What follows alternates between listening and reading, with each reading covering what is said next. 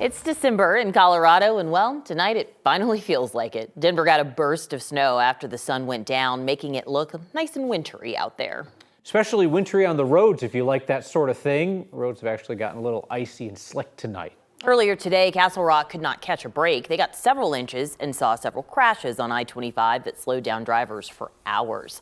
Thanks for being here tonight. I'm Alexandra Lewis. And I'm Kyle Clark. Winter is here, Kathy Sabin. December finally looks and feels like December. But winter is not officially here, Kyle, until the 21st. It's still fall. Well, there you go. I know people are always surprised when I tell them that the winter solstice is the start of the winter season, and that's not going to happen for a few more days. So it is typically a fall storm that will bring weather like this to us, but we're starting to add daylight every day once we get past the 21st, which will be wonderful news. Although it definitely feels like December out there with that cold air descending on the city. The snow has stopped falling, but those roads that are wet will soon be icy because temperatures are expected to drop into the teens tonight. We're already at 23 degrees in Denver, 24 in Greeley, and 23 in Colorado Springs. Winds are picking up out of the north, and wind will be part of our weather story tomorrow. Even though we get some sunshine tomorrow, that wind is going to keep it really cold with temperatures in the mid-30s.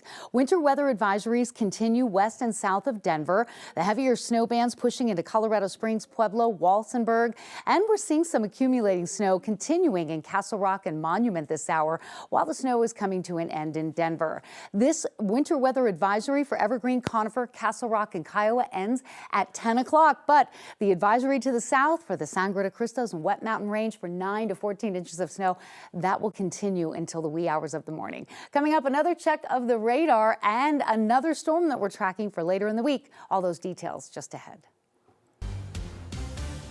The Mile High drone show for tonight had to be called off because of this weather. It's been lighting up the sky every night for 40 straight nights as long as the weather holds. The drone show is supposed to be every night at 7 through December 31st. Tonight, a 10-year-old boy who got lost while ATVing is safe. The DougCo search and rescue team was able to find him pretty quickly and get him back to his family. 9 News reporter Rachel Krause is along now. Rachel, team says that technology really helped him out with this one. Yeah, the Douglas County Search and Rescue Team says they bring drones on every call, and this weekend it made all the difference. It's a tool in this situation that certainly helped. Technology is a critical teammate for the Douglas County Search and Rescue Team. Drone pilot Darren Carella. Yeah, so this is footage from the rescues. Put that teammate to the test Sunday afternoon. There was a child on an ATV, and he was supposed to go out and turn around, and actually got lost in doing so. The 10-year-old boy drove far out on Rampart Range. Family called for help. So did the boy. He actually did all the right things. I mean, when we did find him, he was alone on the ATV. In a very clear area on the trail. I let him know on the speaker that rescue's on the way. He gave us a thumbs up. The team loaded up a care package with food, water, even a hat and blanket to help until rescuers could reach him. So I actually positioned the drone over the care package and moved it up and down to signal him where it was, and he was able to go and retrieve the items in there. I think that brought him a little bit of comfort, and especially since he had been out there for a little while. DougCo Search and Rescue had about 25 people on the ground to help. Technology speeding up that search. And being able to share what's happening on the ground with Incident Command, with family members, is really, in my opinion, changing the game. And helping offer happy endings like they saw Sunday. Just hours after getting lost, they'd found the boy and brought him back to his family. Cold, but okay. And that was a moment I'll never forget. The DougCo Search and Rescue Team says the boy yesterday did everything right, called for help and stayed put. They say you should be prepared before you go out in Colorado with food, water, warm layers, and a headlamp, and to let someone know where you are. If you get lost, call 911 for help and don't move so rescuers can find you. It seems simple, but they say it's information that can save a life.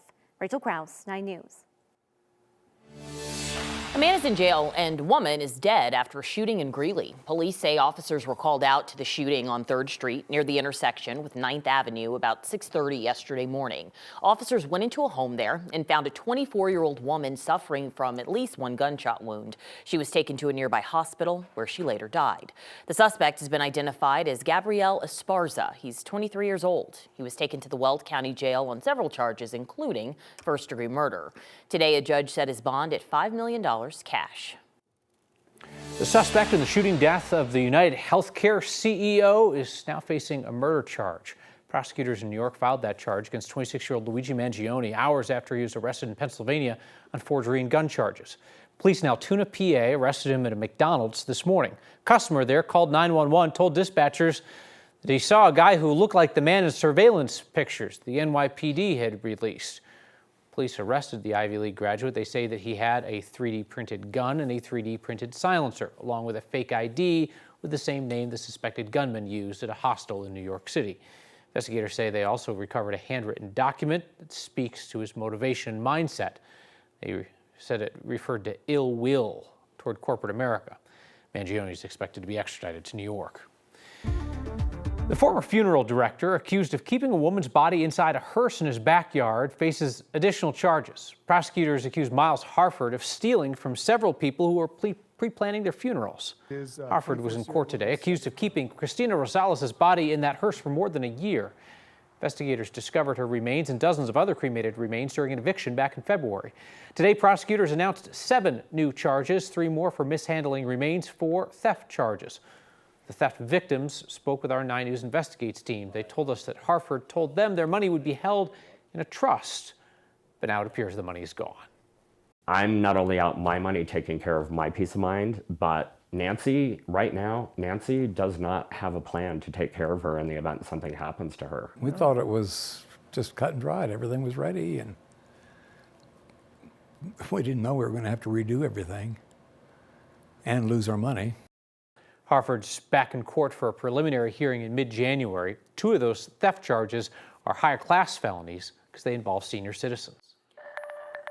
The family of a Golden police officer who was hit and killed on the job last month is getting a big show of support from their community. Nearly 700 people and businesses have contributed to a fundraiser for Officer Evan Dunn's family, totaling over $100,000. The 33-year-old was killed while responding to a crash on Highway 58 during a snowstorm last month. He's survived by a wife, his parents, and siblings. Out on the Eastern Plains, the Burlington School District will hold a community meeting tomorrow night to talk about why their school bus fleet has been grounded by the Colorado Department of Education. This comes after a site visit last week found the district had no documentation of annual state inspections of their buses, and none of their bus drivers had taken the full-day training required to drive a school bus.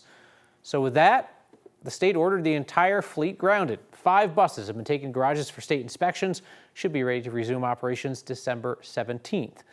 The Colorado Department of Education will also provide that full-day training to drivers in Burlington next Monday. So that means the buses there won't be able to pick up kids for at least a week.